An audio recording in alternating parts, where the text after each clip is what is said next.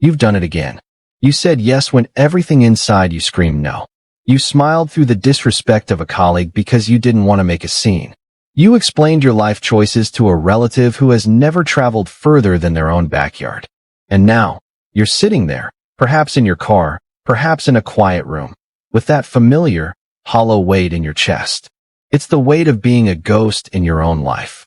You look in the mirror and you don't see a sovereign individual. You see a collection of compromises. You feel the static of 1,000 digital voices, the pressure to conform, the invisible leash of social expectation tightening around your throat. You've spent your life terrified of the silence. You've filled it with mediocre company, mindless scrolling, and the desperate pursuit of validation from people you don't even like. You've been told that isolation is a failure, that being alone is a symptom of a broken personality. But what if the opposite is true?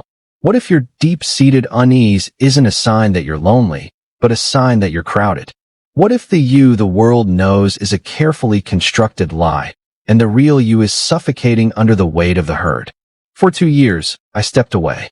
No performances, no compromises, no masks. What I found in that vacuum wasn't madness. It was a terrifying, absolute power. The reason you feel this persistent friction with reality is simple.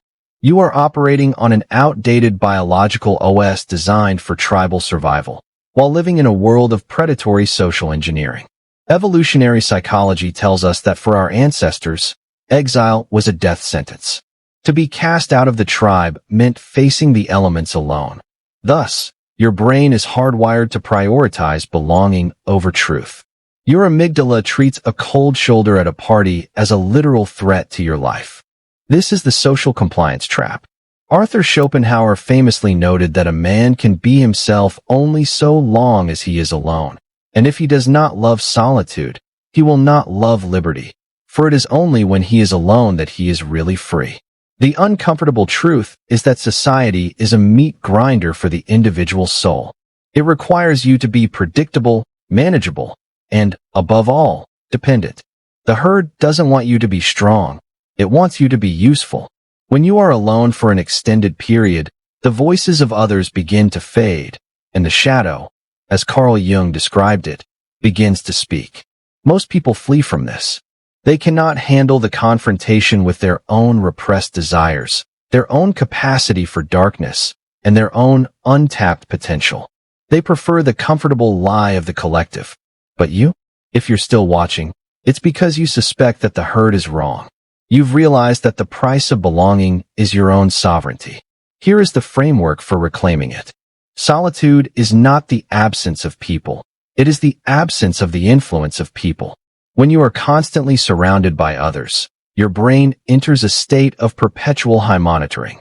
You are subconsciously adjusting your posture, your tone, and your opinions to match the room. This creates a massive cognitive load that prevents deep, original thought. Think about the last time you were at a dinner party. Someone made a joke you found distasteful, yet you laughed. Why? Because the social cost of silence was higher than the cost of your integrity. Over 2 years of isolation, I learned that it takes roughly 90 days for the echoes of other people's expectations to leave your nervous system. Only then do you realize how many of your goals weren't yours. They were borrowed from people you don't even respect. Once you break the need for external validation, you become impossible to control. A man who needs nothing from the crowd is the crowd's greatest fear. Machiavelli understood that most human interactions are covert power struggles disguised as etiquette. In isolation, you regain the ability to see these dynamics clearly because you are no longer a participant. You become the observer. You notice that people don't communicate to exchange information. They communicate to establish hierarchy. Consider a friend who constantly gives you backhanded compliments. In the heat of social interaction, you might ignore it to keep the peace. But in the clarity of solitude, you see it for what it is, a dominance play. They are testing your boundaries, seeing how much disrespect you will swallow before you gag. The next time you enter a social space after a period of solitude, do not speak for the first 10 minutes. Just observe. Watch who interrupts whom. Watch who seeks eye contact for approval. You will see the invisible strings of the puppet show. Most people are NPCs governed by their insecurities. When you stop playing their game, you realize you can rewrite the rules of the entire engagement. Schopenhauer argued that miserable people need people. Society is often a collection of individuals trying to escape themselves by using others as a distraction. When you are alone for 2 years, you lose your distractions. You are forced to look at your own flaws, your own mediocrity, and your own mortality. You've likely experienced this. The moment the room goes quiet, you reach for your phone. Why? Because the silence is a mirror, and you don't like what you see. You see the years you've wasted. You see the potential you've traded for comfort. Solitude forces a psychological ego death that is necessary for any real growth. Spend 30 minutes a day in a dark room with no noise. Do not meditate to relax. Meditate to confront. Ask yourself, if I lost my job, my status, and my social circle today, who would be left? The authentic self is a myth sold by therapists. The real self is a weapon you must forge in the fire of isolation. If you haven't hated yourself in solitude, you haven't met yourself yet. In the dark psychology of social dynamics, silence is the ultimate vacuum. Human beings are biologically wired to fill silence. It makes them uncomfortable. It makes them feel exposed. During my 2 years of isolation, I mastered the art of being comfortable in the void. When you return to the world, you realize that the person who speaks the least holds the most power. When you remain silent during a negotiation or a conflict, the other person will begin to leak information. They will justify themselves, they will over-explain, and they will eventually surrender their position just to end the tension your silence creates. In your next disagreement, after the other person finishes speaking, wait 5 full seconds before responding. Do not break eye contact. Watch them crumble. They will assume you know something they don't. Silence isn't just golden. It's a tactical interrogation tool. It forces the weak to expose their hand while you keep yours hidden. Nietzsche spoke of the Übermensch, the one who creates their own values. When you are alone, you realize that morality is often just the collective prejudice of the mediocre. The herd calls ambition greed. They call detachment coldness. They call self-interest evil. In solitude, you are free to build your own ethical code based on what actually works, not what makes others feel safe. You realize that most people's kindness is actually just cowardice. They are good because they are too afraid to be bad.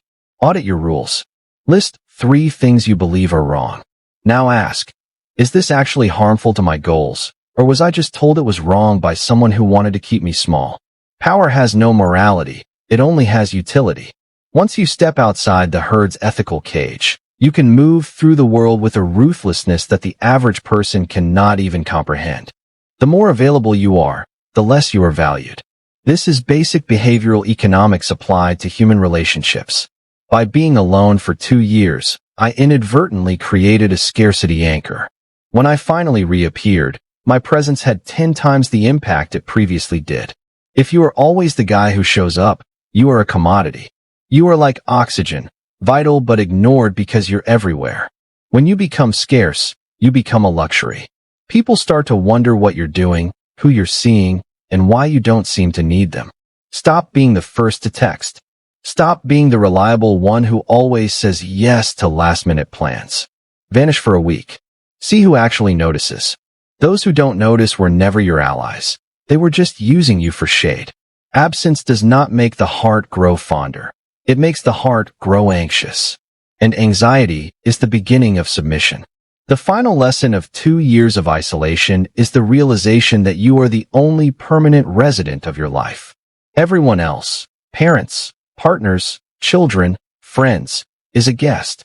Most people live their lives as if they are a supporting character in someone else's movie. They seek permission to exist. In solitude, you reclaim your sovereignty. You realize that the authorities you've spent your life fearing are just as confused and fragile as everyone else. You stop looking for a leader and realize you are the only one coming to save you. Tomorrow morning, make one decision that is purely for your own benefit, which will actively inconvenience someone else. Do it without explaining yourself. Witness the sky not falling.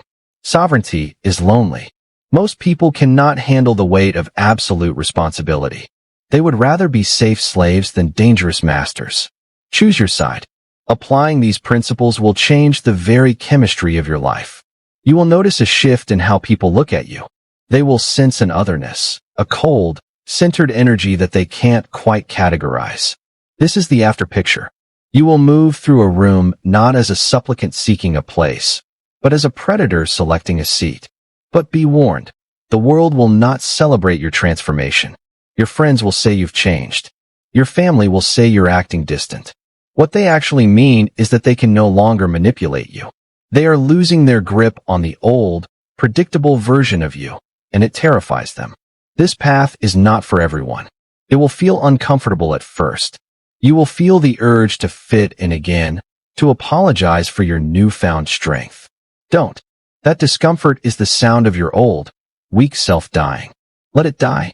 When you emerge from the period of isolation, you will be unrecognizable to the people who knew you before, and that is the highest compliment you can receive. You are at a crossroads. You can click away from this video and return to the noise.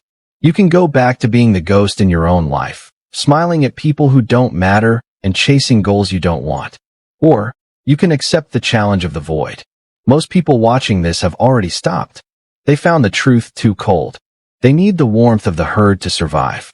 But if you are still here, it means you are different. You are one of the rare few who possesses the will to power Nietzsche spoke of. But there is a limit to what I can discuss here. The digital panopticon has filters, and the most effective strategies for dominance and psychological sovereignty are often suppressed by the algorithms that favor the safe and the compliant. For those who are ready to go deeper, to see the mechanics behind the curtain, I have created a private inner circle. Click the join button below to unlock exclusive and censored breakdowns of Machiavellian strategy and advanced psychological warfare. Most will stay on the outside, looking in. They will remain the prey. But you have the chance to become something else. The question is, do you have the courage to be alone?